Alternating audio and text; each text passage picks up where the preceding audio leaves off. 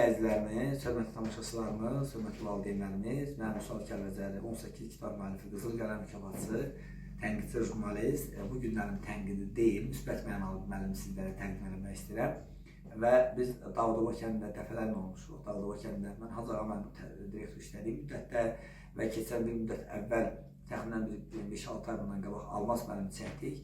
Bəli, həm sosial şəbəkələrdə verdik, həm jurnalda verdik, həm Xəzər TV-də mənim haqqında çəkiliş getdi.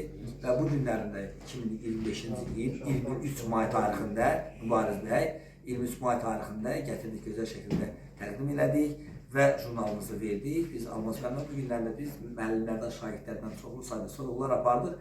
Ən qabaqcıl nümunə müəllimlərdən birini bizə Elmari müəllimə adını dedilər. İstədim sizlərlə tanış edəyəm. Bir daha sizi xoş gördüm müəllimə. Allah təala uzun ömrünüzü sağlık versin. Hoş geldiniz. Adınız, soyadınız? Zeynalova Elmara, İzafettin. Çox gözəl. Bu arada deyil, mən də Zeynalovam, yəqin qızıyıq. Həm oldu, çox gözəl. Neçə il təhsildə çalışırsınız? 33 il. 33 il. Hansını tədris edirsiniz? İxtisasım riyaziyyat fizikadır. Elə o vaxtdan ibtidai sinif müəllimi kimi çalışmışam. Fizika. Hansı universiteti?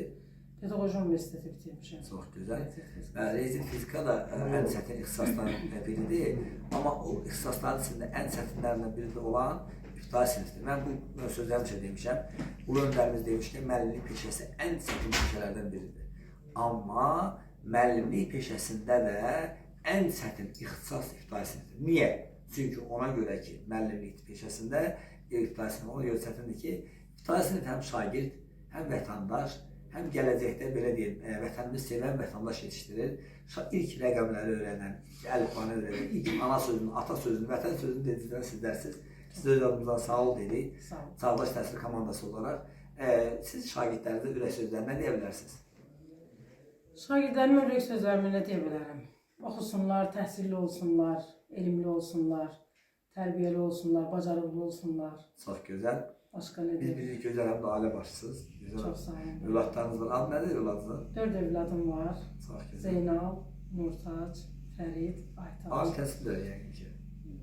Zeynal hərbidə çalışıb, hal-hazırda Quba rayon Lazımdır, hə, bəli. Quba rayonunda fəaliyyət göstərir. Fərid Sosial-İqtisadi Kolleci bitirib.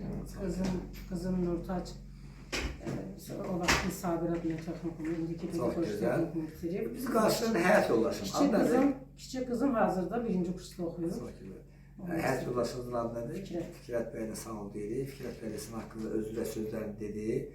Mən yoldaşıma fəxr edirəm, qürur duyuram, müəllimlik olmağından peşəsində. Amma bu söz mən həmişə demişəm, hörmətli izləyicilərimiz, hansısa xanım müəllimlərin, xanım ali təhsilli insanların ali təhsil almağına və ali məktəbə qəbul olmağa səbəbkarları onların anaları, valideynləri və özləridir.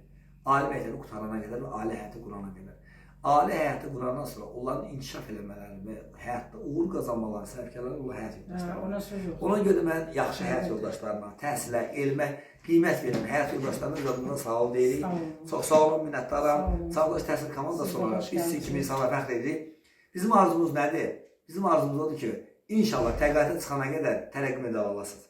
Bizim arzumuz odur ki, təqaüdə çıxana qədər əməkdar müəllim adı alasınız, qabaqsız döş şan alasınız. Və jurnalistin işi nədir? Jurnalistin işi odur ki, ya tənqid çəkir, ya müsbət çəkir, aidiyyətin orqanları bilir, cəmiyyətə tanıtdırır. Biz də bu günlər cəmiyyətə tanıtdırır ki, bizim belə bir qabaqsız müəllimimiz var. Aidiyyəti olan orqanlar görsünlər ki, həqiqətən Quba rayonunda Davudova kəndində belə bir ibtidai sinif müəllim var. Çağdaş təhsil komandası olaraq 2 müəllimə fəxr edirik, qürur duyuruq. Uğurlarınız bol olsun, nailiyyətləriniz bol. Təşəkkür ederim. Çox sağ olun, çox sağ olun.